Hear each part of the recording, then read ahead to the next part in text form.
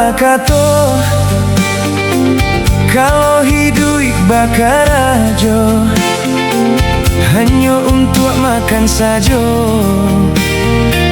Baru di hutan pun makan jua. Jangan takut jatuh karena indah pernah memanjek. Jangan takut gagal karena kini pun masih memulai. Kehidupanku bukan hanya untuk diri sendiri, tapi untuk bermanfaat ke orang lain. Terkadang kehidupanku pahit di awalnya saja, akan terasa manis isu apa akhirnya.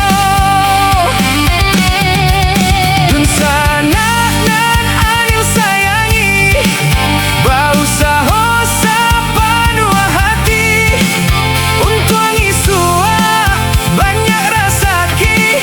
Jangan lupa kawan saik diri.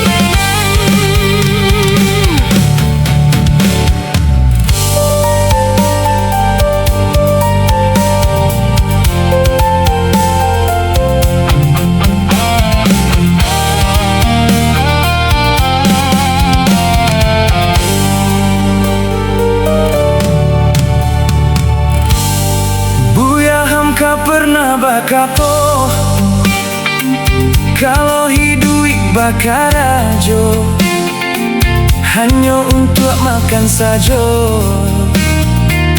Baru di hutan pun makan jua. Terkadang